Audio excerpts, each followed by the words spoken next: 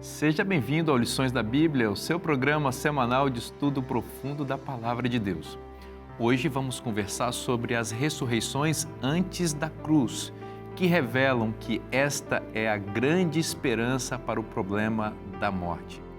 Este é o tema do Lições da Bíblia de hoje, que está só começando.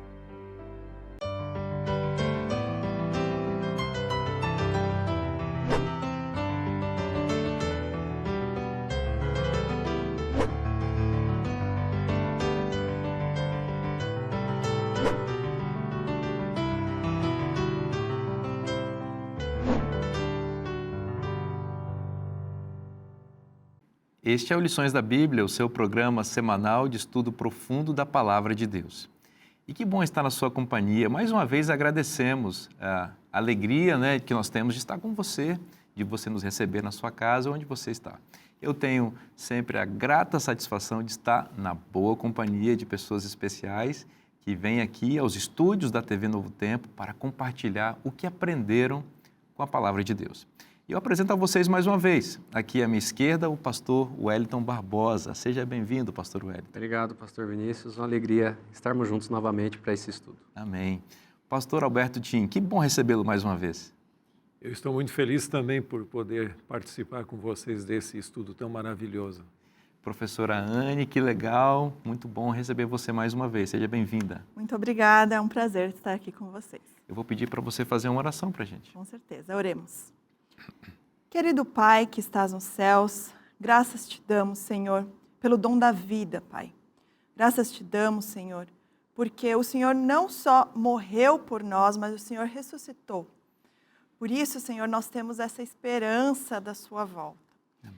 Pai querido, que o Senhor esteja conosco agora no estudo da sua palavra, que o Espírito Santo esteja aqui conosco, use os nossos lábios, Pai. É o que nós oramos, em nome e por amor de Cristo Jesus. Amém. Amém. A esperança cristã tem muito que ver com a ressurreição de Cristo. Na verdade, se Cristo não ressuscitou, é vã a nossa fé, como diz o apóstolo Paulo. No entanto, antes da ressurreição de Cristo e antes mesmo da cruz, que foi o sacrifício que pagou o preço da nossa salvação, houve outras ressurreições antecipando a ressurreição de Cristo e aquela que todos nós, pela graça, aqueles que morreram vão experimentar. Pastor Tim, esse é o tema da lição deste programa, dessa semana, as ressurreições antes da cruz. Qual a importância dessas ressurreições para o tema que nós estamos estudando ao longo dessa temporada? Um dos maiores dilemas do ser humano é a morte. Quer você tenha entes queridos, amigos, mesmo um animal, a pessoa que tem um animalzinho de estimação, é muito triste. Você vê ele agonizando ali, finalmente, o contraste entre a vida e a morte é dramático. E é duro quando alguém que já teve familiares falecidos, e eu dediquei o livro que acompanha a lição da Escola Sabatina aos meus pais, meu pai e minha mãe, e meus 2 irmãos, que eram bem mais velhos do que eu, que descansam já. Então, esse é um dilema. Agora, qual a solução bíblica para o dilema da morte? Não é a imortalidade da alma como ensinado pelos filósofos gregos e religiões pagãs. O conceito bíblico é a ressurreição do corpo, no caso. Mas, no Antigo Testamento, que é o que nós estamos estudando, basicamente você tem várias declarações, começando com Jó, da esperança de uma ressurreição do corpo. Só que essa esperança não se restringe apenas a um enunciado, a uma promessa, mas ela foi confirmada por casos isolados de ressurreição.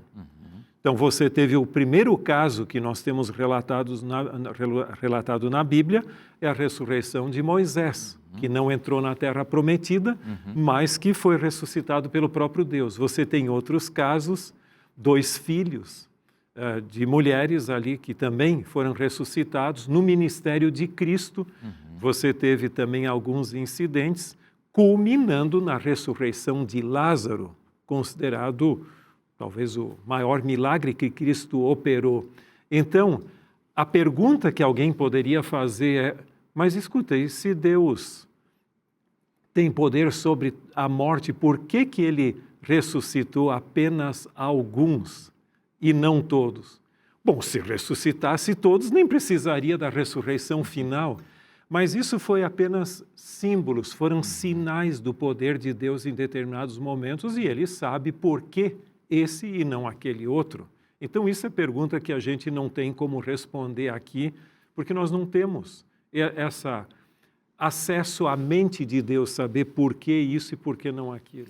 Muito interessante isso, também pensar que Deus é um professor, um grande mestre, com muita didática e com muita misericórdia, né? Então, ele nos prometeu essa que se tornou a grande esperança, a ressurreição, mas é óbvio que ele conhece o coração humano, sabe que a gente é um pouco imediatista, sabe que a gente é cético. Então, ele foi dando pitadas de evidências, de confirmações ao longo da história, para que a gente possa manter essa esperança viva, né?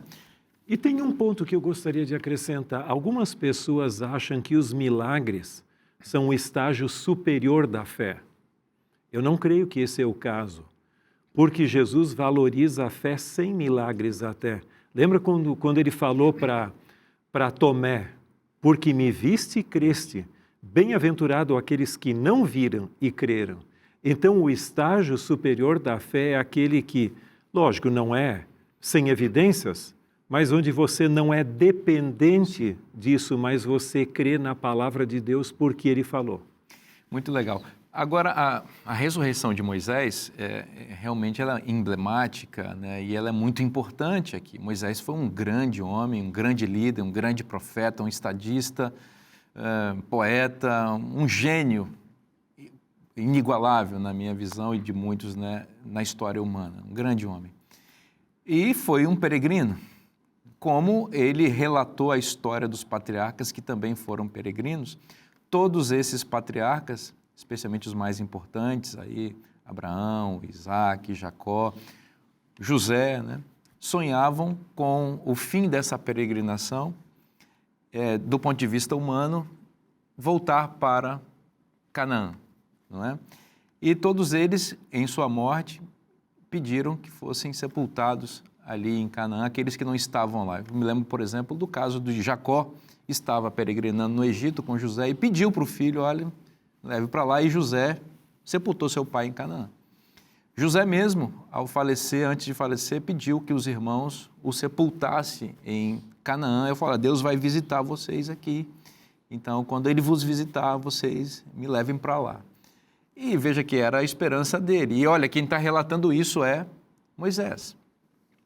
No entanto, Moisés, que relata essa esperança, e ele que compartilhava dessa esperança, quando chega no final da sua trajetória, nas campinas de Moabe, isto é, em território ainda estrangeiro e inimigo, Deus não permite que ele entre. E Moisés estava vendo a terra, não é que ele estava assim distante, ele estava vendo. E Deus não permitiu que ele entrasse. E ele morreu e foi sepultado pelo próprio Deus, conforme o livro de Deuteronômio 34 nos relata, que ele morreu sob a palavra do Senhor. Deus disse para ele morrer. Ele era tão forte que Deus teve que mandar ele morrer. Ó, morre. Porque senão ele ia continuar vivo, né? E o próprio Deus, numa cena assim dramática, mas linda, o próprio Deus o sepultou ali. E o livro de Judas 9, a professora Anne relata que após esse sepultamento, não é, que o sonho dele era entrar ali, e Deus, não, eu vou sepultar você em território estrangeiro. Satanás apareceu e disputou o corpo de Moisés com Cristo, com Miguel, né? Bom, eu primeiro vou fazer um comentário aí em cima do que você falou, Okay. porque você disse que Moisés não entrou na Canaã, né? Que ele era o que ele queria. Uhum. Mas Deus deu algo muito melhor para ele, né? Às Sem vezes a dúvida. gente quer alguma coisa aqui na Terra, mas Deus sempre nos surpreende nos dando algo bem melhor, né? Que foi o caso justamente aqui de Moisés, que após a morte ele ressurgiu, né? Ressuscitou, e aqui a gente então tem a primeira ressurreição na Bíblia. E aí vem a pergunta, e o que aconteceu então com Moisés? Foi a alma, foi o corpo, aonde está o corpo, né? E a Bíblia ela é clara. Parece que Deus vai aqui na Bíblia te dando várias nuances do que acontece, né? E você pode ter uma ideia clara realmente no texto que eu vou ler aqui para vocês de Judas 9, o que aconteceu com Moisés. Então, aqui em Judas 9 diz o seguinte: contudo, o arcanjo Miguel, a gente já estudou um pouco, né, sobre o arcanjo Miguel, então não precisamos aqui falar mais, que Miguel na Bíblia é o próprio Cristo, né? Quando contendia com o diabo e disputava a respeito do corpo de Moisés. Ótimo. Ou seja, eles estavam disputando, não era a alma, uma alma imortal. Eles disputavam o corpo. A Bíblia ela é muito clara, ou seja, essa ressurreição ela foi corpórea. Né? Ela foi corpórea aqui. E um outro texto que a gente também pode utilizar para embasar essa ressurreição corpórea é o texto que fala da transfiguração. Então, nesse texto, nós temos ali a figura de Moisés, na verdade, Moisés, né? E Elias junto com Jesus. E não estava a alma de Elias, porque ele nem morreu. Né? Ele foi levado ao céu. Então, não é possível ser a alma dele. Elias subiu ao céu, obviamente, no seu próprio corpo, né? Sim, sim. E ali transformado. Né? Transformado, exato. E ali, então, nós temos mais uma vez essa confirmação que a primeira ressurreição que nós temos relato aqui na Bíblia é uma ressurreição corpórea. E não existe, então, essa imortalidade da alma, que a alma está aí vagando, né? Excelente, professora, a sua explicação. E eu fiquei olhando aqui esse texto de Judas 9 e eu fiquei pensando, mas por que Satanás estava disputando o corpo, não a alma, obviamente, a gente sabe que não existe esse conceito na Bíblia, mas o que ele queria com o corpo de Moisés? E eu fiquei aqui pensando em possíveis respostas para isso, né? Porque Moisés foi aquele que liderou uma revolta, vamos chamar assim, contra a opressão egípcia. Tirar o povo de Israel do Egito para levar para Canaã. Então, isso obviamente afrontava o reino do mal, o reino de Satanás. E Moisés não chegou em Canaã e foi sepultado em Moabe. E eu fico pensando que talvez o diabo quisesse o corpo de Moisés, quem sabe para levar esse corpo de volta para o Egito? É uma especulação. Colocá-lo num sarcófago, mumificá-lo e dizer, olha, esse foi um homem que tentou sair do Egito para levar um povo para Canaã, mas aqui, ó, ele não chegou lá e a prova é que ele está aqui. E eu penso que Cristo disputou o corpo de Moisés para dizer o seguinte, não, eu vou ressuscitá-lo e eu vou colocá-lo em Canaã. Eu vou levá-lo para Jerusalém Celestial como prova de que aqueles que sonham pela fé vencem pelo meu poder. E aqui está a evidência. Ele está vivo, ressuscitado, vivendo no céu para dizer que eu cumpri aquilo que eu prometi. Esse texto ele tem uma peculiaridade, uma expressão que ela vai se repetir num outro contexto, talvez nos ajude a entender um pouco o que está acontecendo aqui. Porque nós temos um contexto no qual Miguel contende com o diabo por conta do corpo de Moisés. E quando o diabo ele se levanta requerendo o corpo, ou seja, esse é meu, né? Então, aqui a gente pode imaginar um contexto em que ele tem argumentos para dizer que aquele não poderia ser levado para o céu, né? Receber a salvação. O texto diz que o arcanjo Miguel, o Cristo, não se atreveu a proferir juízo infamatório contra ele, pelo contrário disse, o Senhor te repreenda. Essa expressão, o Senhor te repreenda, ela se repete num outro livro e eu gostaria de ler um trechinho do contexto em que essa expressão ela vai aparecer, ela surge no livro de Zacarias, no capítulo 3. E olha qual que é o contexto aqui. Deus me mostrou o sumo sacerdote Josué, o qual estava diante do anjo do Senhor. Então, o anjo do Senhor no Antigo Testamento, em vários contextos, ele é uma referência ao Cristo pré-encarnado. Miguel. E Satanás estava à mão direita dele para se lhe opor. Então a gente tem uma cena muito parecida. De um lado está o anjo do Senhor, Miguel, do outro está Satanás, em torno de um servo de Deus, que aqui era o sumo sacerdote Josué. E uma disputa. E uma disputa. Mas o Senhor disse a Satanás: o Senhor te repreende, ó Satanás. Sim, o Senhor que escolheu a Jerusalém te repreende. Não é este um tição tirado do fogo? Ora, Josué, trajado de vestes sujas, estava diante do anjo. Tomou este a palavra e disse aos que estavam diante dele: tirai-lhe as vestes sujas. A Josué disse: eis que tenho feito que passe de ti a tua iniquidade e te vestirei de finos trajes. E aqui nós temos então esse contexto de salvação, né? Uma ilustração da obra de Cristo em favor da nossa salvação. Então, embora a gente não consiga ter uma visão clara de qual era o ponto da disputa, talvez a gente possa imaginar o seguinte, e alguns comentaristas trabalham dentro dessa perspectiva, de Satanás olhando e dizendo assim: Moisés cometeu um crime no Egito, Moisés foi um assassino, Moisés não foi fiel todo o tempo. O senhor não pode ressuscitá-lo. Como é que o senhor vai levar para o céu um criminoso, alguém, um assassino? Como é que o senhor pode levar para o céu alguém que falhou em relação às suas ordens? E aí, nesse contexto, nós temos então aquilo que justifica a nossa crença numa ressurreição, a graça. Então, essa polêmica que nós temos aqui, essa contenda, essa disputa, é a disputa que envolve a todos nós. Agora, por que o arcanjo Miguel pode dizer: o Senhor te repreenda, Satanás?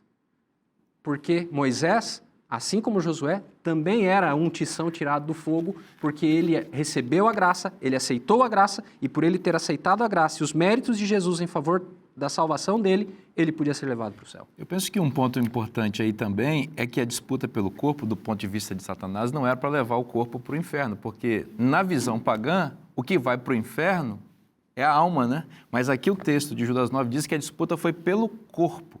Então, como você bem colocou, era para impedir que Jesus ressuscitasse Moisés e o levasse para o céu.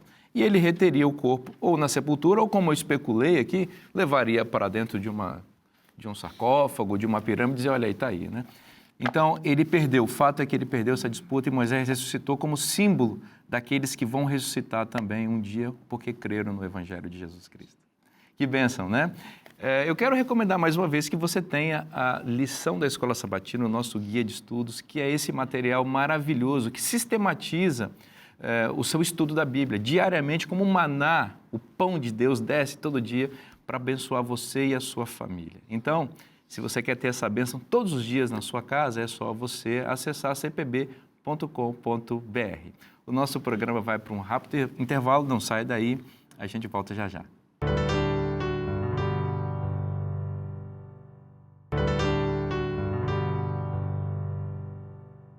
Estamos de volta com o Lições da Bíblia para continuar estudando a Palavra de Deus. E eu quero fazer uma recomendação muito especial para você que ama estudar a Bíblia. Olha, os comentários, eles enriquecem a nossa visão, não substitui, obviamente, a leitura da Bíblia. Você precisa ler a Bíblia primeiro, mas um bom comentário, ele vai ajudar você a entender coisas que você não está entendendo. Especialmente quando o comentário é inspirado, aí você vai ter segurança de que aquilo que está relatado de fato corresponde à palavra de Deus. E este comentário é esta seleção dos escritos inspirados da escritora norte-americana Ellen White sobre os temas do nosso guia de estudos. Olha, é uma grande bênção. E, como eu disse, corresponde a cada dia do nosso guia de estudos. Então, você pode ler a sua lição, não é? Por exemplo, segunda-feira você está lendo, aí você pega o seu manualzinho aqui, o seu comentário, e vai lá na mesma segunda-feira, do mesmo dia, e você vai perceber que os textos selecionados ali de Ellen White correspondem a um comentário sobre o dia da semana. É uma grande bênção isso. Isso favorece você, por exemplo, que é um professor na escola sabatina, é um professor na escola bíblica dominical, é um pregador, ou tem um pequeno grupo na sua casa. Olha, é muito bom ter conteúdo adicional e conteúdo seguro. Eu recomendo que você tenha esse material e você já sabe como adquirir. É só você acessar cpb.com.br. Vamos continuar aqui conversando. No bloco anterior, a gente estava falando sobre as ressurreições antes da cruz e estávamos falando da emblemática e importante ressurreição de Moisés, a primeira que ocorreu, que é uma grande evidência, um grande símbolo da ressurreição de todos os justos quando Jesus voltar. Pastor Tim, fala um pouquinho mais sobre Moisés aí para a gente, dessa ressurreição tão bonita. Em realidade, não só sobre Moisés, mas eu gostaria, quem sabe, de ampliar um pouquinho, porque nós começamos falando essa série, ou essa temporada, sobre o grande conflito que existe, a disputa entre a palavra de Deus e a palavra da serpente, ou seja, de Satanás, onde diz ali, você vai morrer, e outro diz, não, não vai morrer. Então, ali você tem a base para a mortalidade do ser humano e a imortalidade, a suposta imortalidade da alma do ser humano. E isso flui ao longo da história humana. Mais evidente hoje do que nunca na história humana, com tantas ideologias e teorias disponíveis. Mas também o próprio fato da ressurreição de Moisés, nós temos ali algo muito evidente em relação com esse grande conflito na prática. O diabo não só quis enunciar, mas até impedir a concretização da promessa do Antigo Testamento de uma ressurreição. E lógico, você, se quiser até antecipar o que a gente vai estudar depois, lembram de todo o fato de pessoas quererem matar até a Lázaro porque ele era uma testemunha da ressurreição. E ele era inocente, mas não importa, ele incomodava. Por sua vez, em relação com a ressurreição de Jesus, houve toda uma trapaça, e sei lá o que você quiser chamar isso, para mentir e dizer que ele não foi ressuscitado. Então, o grande conflito não é só na palavra de Deus, mas até na prática da promessa, na concretização. Sabe quanto que o senhor estava falando, essas primeiras palavras aqui, eu fiquei pensando num ponto, né? A mentira de Satanás lá em Gênesis 3 foi de que o ser humano não morreria. Então, certamente não morrerás, em tensão com a palavra de Deus que disse que morreria se comesse da árvore do conhecimento do bem e do mal. No caso da ressurreição de Moisés e de todas as outras aí, podemos dizer isso, há uma inversão dessa tensão, porque ali depois da graça de Cristo perdoando o pecado de Moisés, a fala de Cristo é, vai viver. E a fala de Satanás é, vai ficar morto. Então há uma inversão, não é? Sim. Então o Evangelho inverte isso, né? Cristo nos fez para viver para sempre. É a desobediência que nos levou à morte, mas é a graça de Cristo que reverte essa sentença em nosso favor e Satanás não tem direito de falar conosco. É por isso que, como você disse no bloco anterior, Jesus, o arcanjo Miguel, pode dizer para ele, o Senhor te repreende, Satanás. Um ponto que agora você me fez lembrar é que Deus poderia ter levado Moisés sem ter feito ele passar pela morte. Deus é todo poderoso, ele poderia ter feito isso. Mas ele fez Moisés morrer e ressuscitar. Exatamente.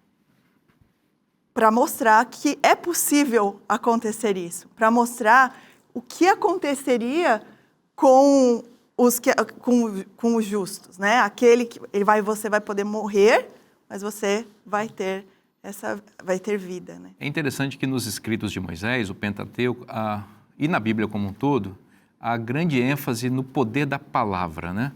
Tanto é que Moisés mesmo nos diz que Deus criou o mundo usando as palavras. Os discursos de Moisés, refletindo, os discursos proféticos de Moisés são poderosos. E o próprio último livro que ele escreveu, Deuteronômio, na sua língua original, hebraico, significa palavras, de varinhas palavras de Moisés, né? E aí, na sua morte, nós já mencionamos isso, ele morre segundo a palavra do Senhor. Então, Deus fala e ele morre. E a ressurreição dele também é pela palavra do arcanjo Miguel, ele ressuscita pela palavra. E nós mencionamos isso em programas anteriores, o apóstolo Paulo diz em 1 Tessalonicenses que a ressurreição dos justos vai ser também pela palavra, ouvida a voz do Senhor, ouvida a trombeta de Deus e a voz do arcanjo, que esse arcanjo é o próprio Miguel, é ele que aparece. Então, veja, a ressurreição e todos os milagres operados no mundo por Deus são por meio da sua palavra poderosa. E eu fico pensando agora em todas as pessoas que estão nos acompanhando e para nós aqui também, da importância de a gente crer na palavra de Deus.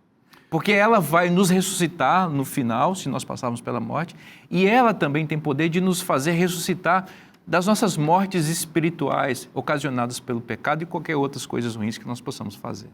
Sabe que João Crisóstomo, e eu coloco no livro que acompanha a lição, João Crisóstomo, um dos pais da igreja gregos, ele dizia que ele escreveu que quando Jesus foi ressuscitar Lázaro, ele teve que dizer nominalmente, Lázaro, vem para fora, porque se ele tivesse dito só vem para fora e não particularizar, todos os mortos teriam vindo à vida. Né? O poder da palavra, né? De Cristo. Exatamente, pastor Tim, excelente. Um ponto ainda sobre a ressurreição de Moisés que eu creio que seja importante, Judas 9, o apóstolo está citando um livro apócrifo chamado Ressurreição de Moisés. Isso é importante dizer porque tem muitas pessoas que dizem que aqui no verso, em Judas 9, não se trata da ressurreição de Moisés, essa disputa que Moisés não teria ressuscitado em corpo, que Moisés não está no céu, embora a Bíblia tenha muitas evidências disso, inclusive o Monte da Transfiguração, mostrando Moisés ali representando os mortos ao lado de Elias, dos vivos que subiram, não é?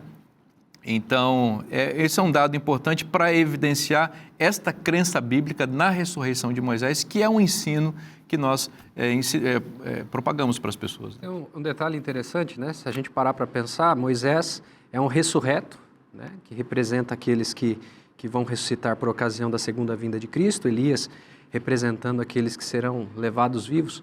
Mas aí existe um jogo, né? Porque no começo Miguel ele luta pelo corpo de Moisés. E no fim, nós temos Moisés consolando Miguel, que vai passar pela morte. Então, a gente tem essa dinâmica, né? Moisés chegando e dizendo assim, olha, vai dar tudo certo. O senhor lembra quando o senhor esteve lá no monte para me resgatar? Eu sou testemunha de que vai dar certo. Então, se mantenha firme. São coisas que a gente vai, essas nuances, esses detalhes da Bíblia, elas dão todo um colorido e um sabor no estudo que fazem bastante diferença. Não, é legal você falar isso porque, pastor Tim, essas ressurreições antes da cruz, elas eram antecipações, né? É como se fossem, vamos chamar assim, numa linguagem, talvez as pessoas nem entendam mais hoje, nesse mundo de Pix, cartão de crédito, mas era uma espécie de cheque pré-datado, né? Olha, você vai ressuscitar aqui, mas a conta eu vou pagar só lá na frente, mas né? O cartão de crédito dessa maneira, né? Você passa o cartão, você vai pagar na fatura. Exatamente. Esse que as pessoas não usam mais cheque, né? Hoje o cheque. Mas eu lembro que o pastor José Mascarenhas Viana, que talvez não sei se foi seu professor ou não, dele. Ele uma vez usou essa expressão, que as pessoas do Antigo Testamento foram salvas com um cheque pré-datado cuja cobertura foi feita naquela sexta-feira no Calvário. Exatamente. Agora, essa ideia do cartão de crédito também é exatamente o ponto. Então, a salvação no Antigo Testamento foi concreta. Não é dizer semi-salvo. Até as ressurreições, mas tudo isso dependente da morte de Cristo e sua ressurreição. Talvez a gente pudesse até especular e imaginar o diálogo, né, o conteúdo da conversa entre Cristo e Moisés e Elias no Monte da Transfiguração, né? Olha, nós estamos lá em cima, tá bom lá no céu, viu? Se o senhor desistir aqui, a gente vai ter que voltar, por favor. Na verdade, a conversa foi no sentido de estimulá-lo mesmo a persistir para que o plano da salvação se concretizasse, né?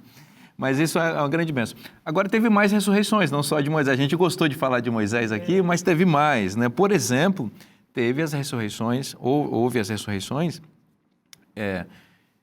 que Elias e Eliseu, né, fizeram ali, semelhantes até, né? Mas é bom a gente mencionar um pouquinho. Professora, você tem alguma coisa aí nessa linha?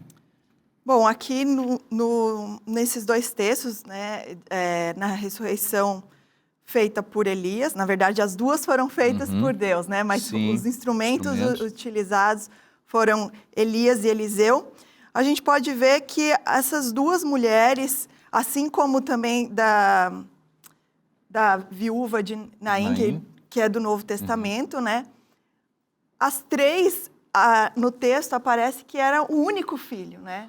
Então, a gente pode ver que está apontando para quem morreria, né? A gente pode ver, de repente, uma alusão a Cristo, que morreu, que era o único filho unigênito, né?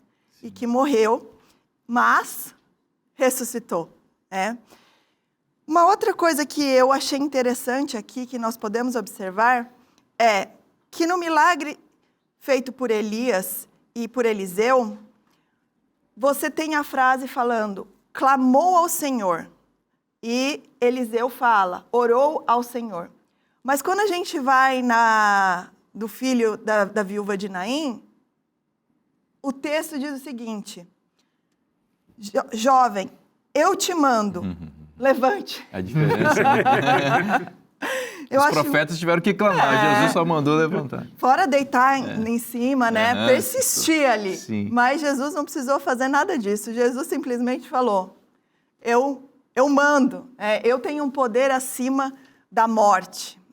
Então eu vi essas coisas assim que me chamaram muita atenção nesses textos, né? Eu acho que seria isso aqui que a gente poderia falar. Acho que o pastor Wellington gostaria de fazer uma comparação mais dos dois textos aí? Eliseu é um personagem, dos personagens do Antigo Testamento, das personalidades do Antigo Testamento, Eliseu me chama bastante atenção. Não é aquele que eu tenho assim, a gente aprecia muitos, né? Não é aquele que eu mais aprecio, mas ele me chama bastante atenção por algumas atitudes que ele tem. O ministério de Eliseu é um ministério de muita ousadia e é um ministério longevo. Nesse caso aqui, me chama a atenção porque ele conheceu essa senhora, que era uma senhora rica, o texto diz que era uma senhora rica, que porém não tinha filhos, ela era casada com um senhor também de alguma idade, e ela, com o esposo, resolveram fazer um cômodo especial para o profeta, para o homem de Deus. E ela faz isso, entendendo que ele era um representante de Deus, um agrado, né, um cuidado, e ele é atendido por ela, e depois, entendendo todo esse carinho, essa atenção, ele pergunta para ela, escuta, como é que eu posso te ajudar? Ela era uma mulher rica, né? E aí o servo dele, Geazi, diz assim, olha, ela não tem filho. E aí ele diz, né, olha, daqui 1 ano você vai ter um filho. Ela diz assim, não, senhor, não minta para mim. E de fato, ela teve o filho. O filho cresceu um pouco, e um dia o filho indo para o trabalho com o pai, o filho tem ali um mal súbito e morre, né? A primeira coisa que ela faz, chama o profeta. Essa seria uma excelente oportunidade para Deus revelar nas Escrituras o seguinte. Eliseu chega para ela e diz assim, não se preocupe, o seu filho está num excelente lugar, num lugar melhor do que esse. É verdade. E eu posso pedir para o Senhor lhe dar outro filho, no lugar do filho. Seu filho já foi para o céu. Esse aqui já está garantido. Se a questão é, você vai sentir saudade do filho? Já está na glória. Eu vou te dar outro filho. Mas a atitude dele é uma atitude muito interessante. Talvez essa expressão dele, né? Eu acho muito intensa a maneira como ele reage, né? Ele chega no lugar, né? Para ver o menino, e então... Diz o verso 32, 2 Reis, capítulo 4, tendo o profeta chegado à casa, eis que o menino estava morto sobre a cama. Então entrou, fechou a porta sobre eles ambos, e orou ao Senhor. Subiu à cama, deitou-se sobre o menino, e pondo a sua boca sobre a boca dele, os seus olhos sobre os olhos dele, as suas mãos sobre as mãos dele, se estendeu sobre ele, e a carne do menino aqueceu. Então se levantou, e andou no quarto uma vez de lá para cá, e tornou a subir, e se estendeu sobre o menino, esse espirrou 7 vezes e abriu os olhos. É interessante essa dinâmica, é um milagre diferente. Por que tudo isso? E eu me pergunto por que ele andou de lá para cá. Eu vejo um profeta dizendo assim, Senhor, ressuscita esse menino. Olha o sofrimento dessa mãe. Eu vejo um profeta intercedendo, lutando com Deus pela vida dele. Se fosse vantagem, se o menino estivesse num lugar melhor, seria muito mais fácil ele abraçar essa família e dizer assim, queridos, Deus deu um presente para vocês desfrutaram do presente por um tempo, e agora ele está num lugar melhor. E daqui a um tempo vocês vão se encontrar, porque o pai já era velho.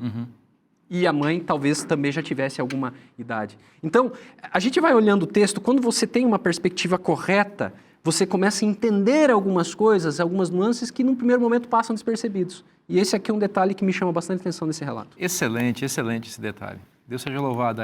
A ressurreição é a nossa esperança, e é assim que Deus resolve o problema da morte. A gente vai fazer um rápido intervalo, fica com a gente volta já já.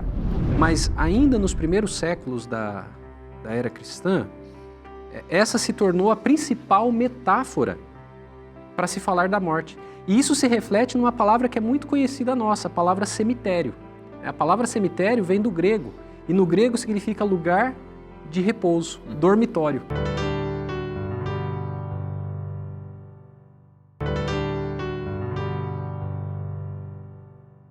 Estamos de volta com o programa Lições da Bíblia para continuar estudando a Palavra de Deus.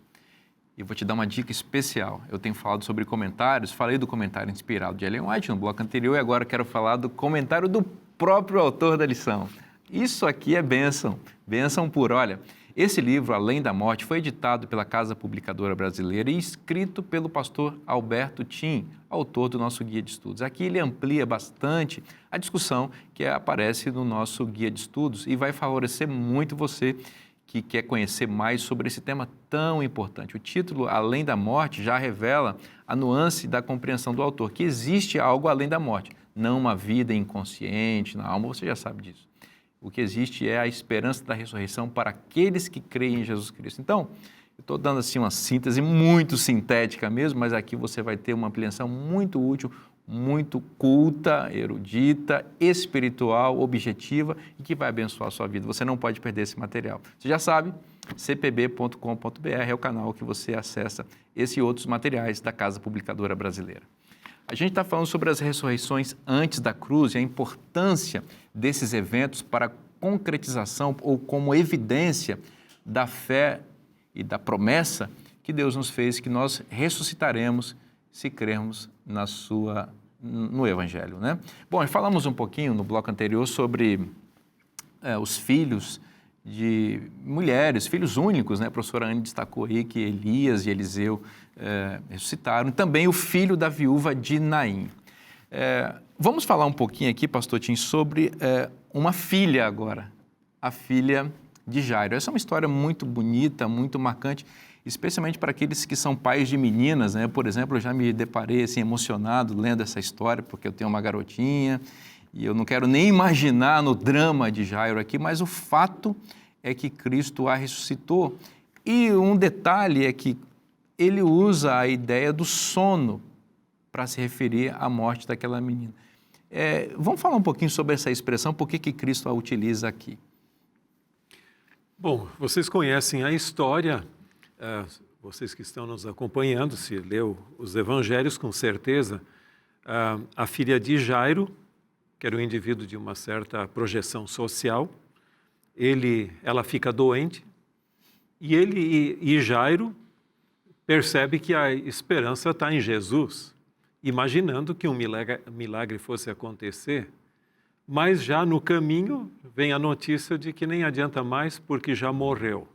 Então sabe que a esperança se foi completamente.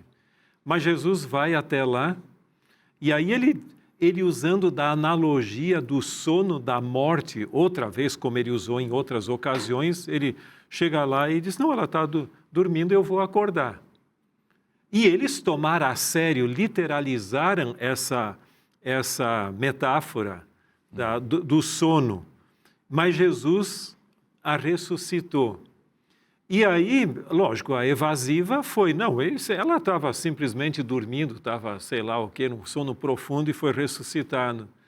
Então, o milagre, com certeza, trouxe consolo para eles e também consolo para aqueles que perderam, quem sabe, filhos ou filhas em tenra idade, porque uma pessoa de muita idade, você sabe que um dia vai falecer, mas uma criança na sua juventude, na sua vitalidade, você não espera isso acontecer, é muito trágico. Então trouxe consolo para eles. Mas aí Jesus veio depois e corrigiu esse mal compreendido com uma evidência absolutamente clara, e onde ele usa de novo a mesma metáfora. Né? Que é no caso da ressurreição de Lázaro, né? Exato. Até o Tom Shepard, que alguns conhecem, foi professor de teologia de Novo Testamento da Andrews, ele escreveu a tese de doutorado dele sobre os sanduíches. Em Marcos, onde Marcos narra uma história, interrompe, coloca outra e depois retoma e conclui. Né? Então, essa história da mulher do fluxo de sangue, ela está ensanduichada dentro da história da filha da ressurreição da filha de Lázaro. E existem paralelos muito interessantes entre as duas histórias. A menina tinha 12 anos, a mulher de fluxo de sangue estava doente há 12 anos, né? Um detalhe também que aparece, eu creio que em Lucas, que Jesus chama essa mulher de filha, e é a única mulher no Evangelho a quem Jesus se dirige dessa forma, a chamando de filha. E a cura dessa mulher atrasa a ida de Jesus até a casa de Lázaro. Talvez isso, de Jairo, né? A gente está misturando os nomes aqui, né? Obrigado, pastor Hélio. Atrasa Jesus até a casa de Jairo. Então, talvez eu fico pensando aqui, Jesus tenha falado para Lázaro, ou para Jairo, não, Jairo, é o seguinte, tem uma filhinha minha aqui no caminho que eu preciso curar antes de atender a sua, né? E de fato, ele atrasa e a menina acaba morrendo e não precisava, na mente humana, Jesus nem precisava ir mais lá. Mas Jesus insiste para agora eu vou lá fazer algo pela sua filha, talvez maior, ou talvez não, certamente maior do que eu fiz por essa filha aqui que estava com fluxo de sangue aqui. Então veja, Cristo como Deus misericordioso, né, atendendo às nossas ansiedades, às nossas angústias, às nossas inquietações, curando uma mulher aflita no meio do caminho, dando esperança para ela, dando salvação para ela, filha, a tua fé te salvou, e ressuscitando uma menina que estava morta, não é? Jesus enfrentando inclusive a ironia da descrença, né? Porque quando ele disse que ela estava dormindo, as carpideiras que estavam ali para chorar riram, né? Pagas para chorar, mas riram por conta da incredulidade. E Cristo desconsiderou aquela ação irônica por parte delas e mostrou o poder de Deus que estava nele, né? Como você destacou, ele não precisou clamar, não precisou orar, ele simplesmente disse a frase que ecoa os nossos ouvidos hoje: menina, levanta, né? Então, esta frase poderosa de Cristo que ressurgiu aquele corpo inerte e trouxe alegria e esperança para aquela família de volta, essa frase ecoa hoje nos ouvidos de quem está morto espiritualmente. Filho, filha, levanta, levanta dessa cama, você que está aí angustiado, sofrendo debaixo de culpa, de opressão, tentado, achando que não tem solução para a vida, considerando o suicídio. A voz de Cristo ecoa hoje sobre você: levanta. Esta voz que vai ressurgir os mortos, ela é a mesma voz que hoje ressurge e faz ressurgir a sua vida. Eu louvo a Deus pelo poder da palavra de Cristo que está à disposição de todos nós, né? Bom, o senhor acabou enunciando também aí, já adiantando o que nós vamos falar um pouquinho mais, que é o grande milagre de Cristo, né? A ressurreição de Lázaro. E não foi qualquer ressurreição, não queremos desconsiderar as outras, é claro, porque ressurreição é sempre ressurreição, mas aqui existem evidências muito mais fortes contra as objeções que poderiam ser levantadas sobre o poder de Cristo em ressuscitar pessoas, né? E também o contexto é significativo porque foi um momento de antagonismo ao ministério de Cristo muito forte, e céticos e críticos ali tentando encontrar alguma falha em Cristo para que a sua cabeça rolasse o mais cedo possível. Então foi um momento crítico da história do ministério de Cristo. Exato. Jesus usou a metáfora do sono para os discípulos, né? Com certeza. Lázaro dorme, né? E aí eles ficaram, como de assim, novo, né? com a ideia da inconsciência na morte. Mas só que o problema de que ele já cheirava mal, porque era de 4 dias, eliminou qualquer dúvida. Então o argumento de que foi simplesmente despertado o sono não deu certo nessa ocasião.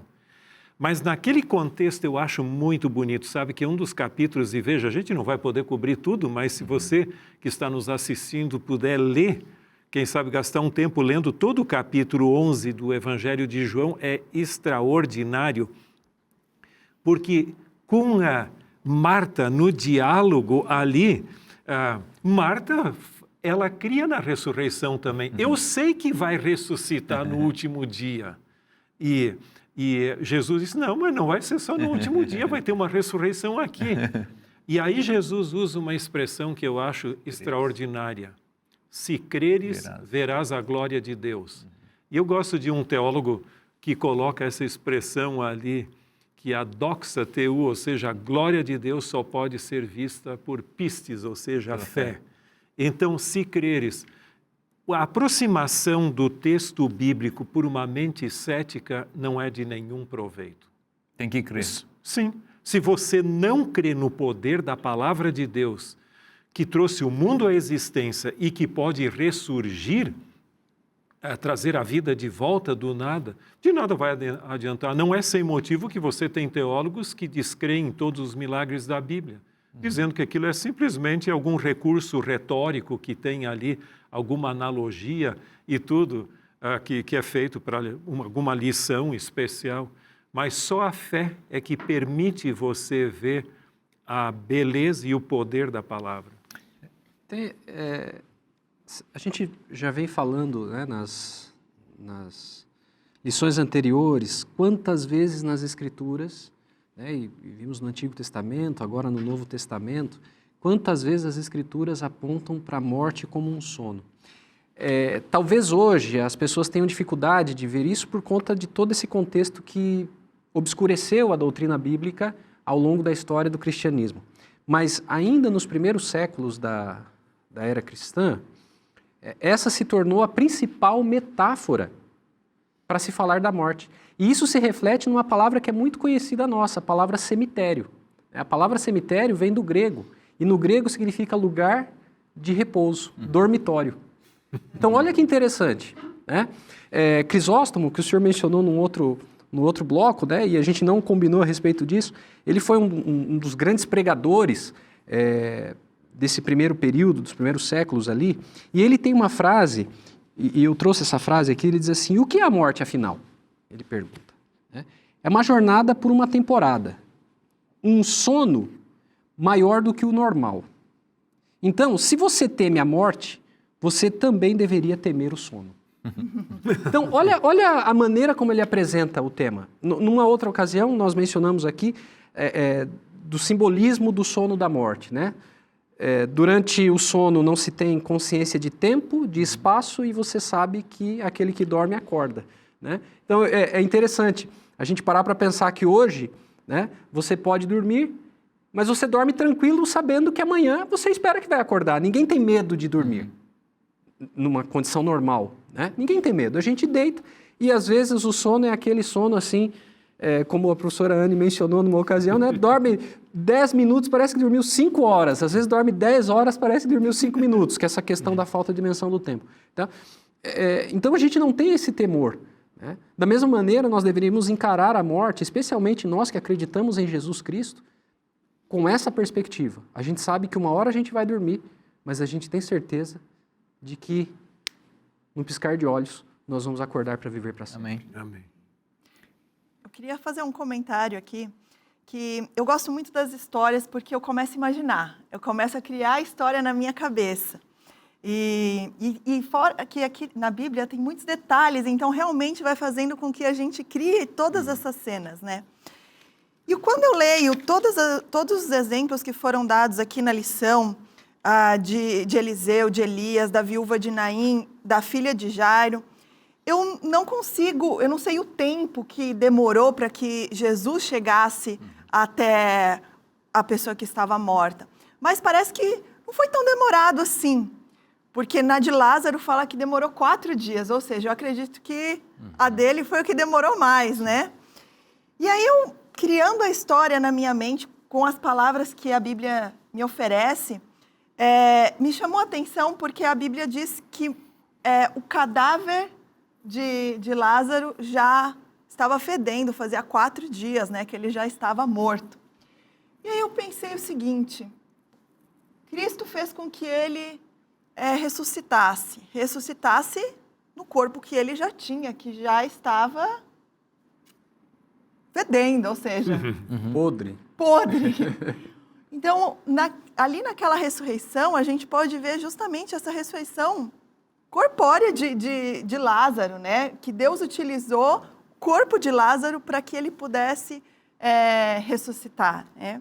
E não mais fedendo, como usando o termo que você usou, né? Até porque depois a gente vai lendo na Bíblia e você não vê nenhum relato falando que ele está um moribundo, né? Não, ele foi reconstituído. Então, esse foi um ponto aqui que me chamou bastante atenção. E aqui um detalhe, né? Porque, veja, Lázaro, dentro dessa perspectiva, foi aquele que teria passado mais tempo em um lugar, seja o paraíso, ou um lugar intermediário. Poderia contar alguma coisa, É interessante a gente parar para pensar o seguinte, nós temos vários livros, né, que são apócrifos, que falam de vários temas. Né? Nós temos livros que contam um pouco da infância de Jesus e fantasiam a respeito da infância de Jesus. Nós temos em relação a Moisés e temos em relação a outros também. Por que nós não temos um livro contando a experiência de Lázaro no céu?